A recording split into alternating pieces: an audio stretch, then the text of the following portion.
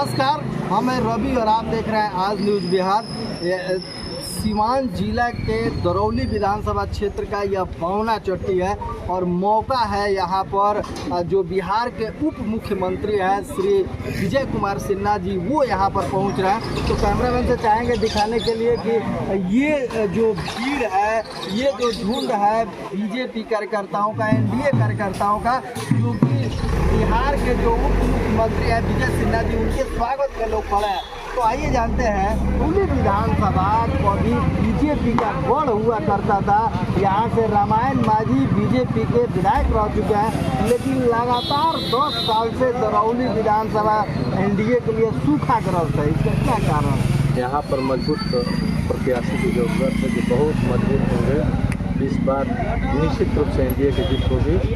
आपसे चैलेंज करके देते हैं कि इस बार इतना बड़ा जीत आप पूरा प्रदेश में नहीं देखेंगे जो इस बार होने जा रहा है। अच्छा, आपकी बात से सहमत है। दरौली विधानसभा में हमने कोई जगह भ्रमण किया तो देख रहा है जनता में रोष बहुत है, उबाल है, लेकिन क्या यह सारा पका पकाया काम प्रत्याशी लोग कह रहे हैं कि प्रत्याशी अच्छे आएंगे?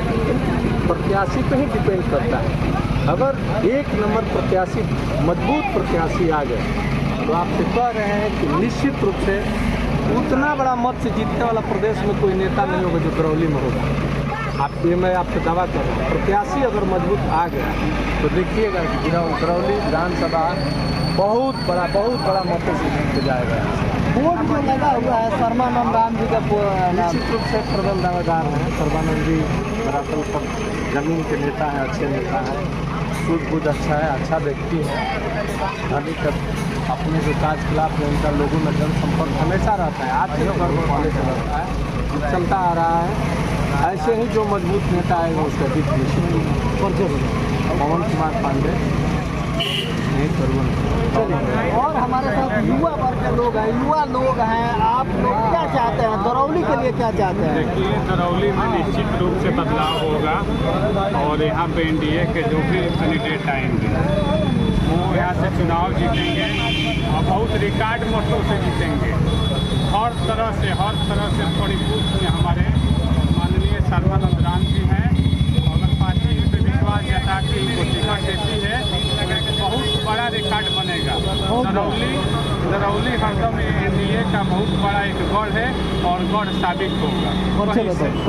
धनंजय सिंह, पंचायत कर्नाटक सरपंच। चलो, और युवा यहाँ पर हमारे साथ नेता हैं, कार्यकर्ता है।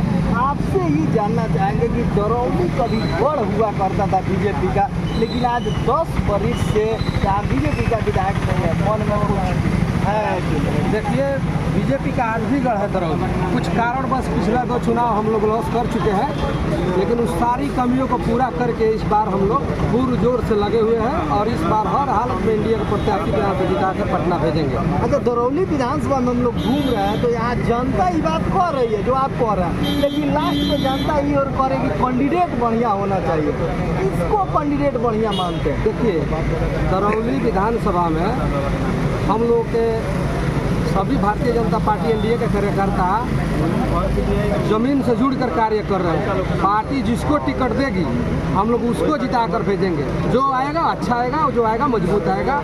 हम लोग के बीच में हम लोग का नेता है भारतीय जनता पार्टी के जिला उपाध्यक्ष है सर्बानंद राम जी, जो जमीन से जुड़कर लोगों के सुख दुख में पार्टी के हर कार्यक्रम बढ़ चढ़ के हिस्सा लेते हैं।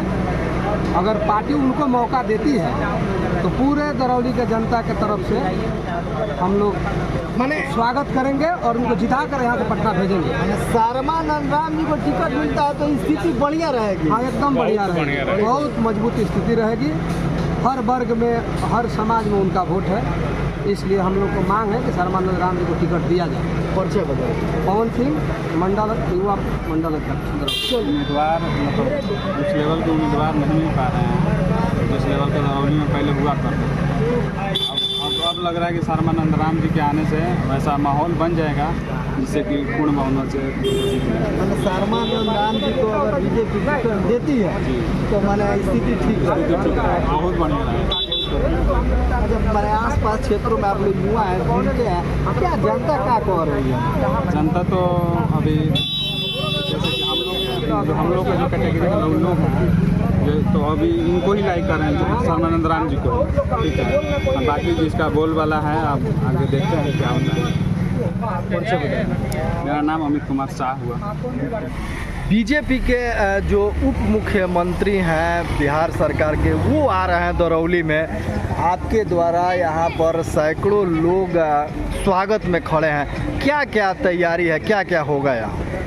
देखिए, पहली बार सिवान के धरती पर बिहार सरकार की माननीय मुख्यमंत्री श्री विजय कुमार सिन्हा जी का शुभागमन होने जा रहा है और उनके लिए दरौली विधानसभा का जो बवना गांव है और अगल बगल के हमारे जो सम्मानित जनता हैं, सब लोग उनके स्वागत के लिए आंखें बिछाए हुए हैं और उनके सम्मान में 2-2 जेसीबी लगी हुई है और इसी जेसीबी के द्वारा उनके सम्मान के लिए, उनके स्वागत के लिए यहाँ के जनता द्वारा फूलों की बारिश होगी।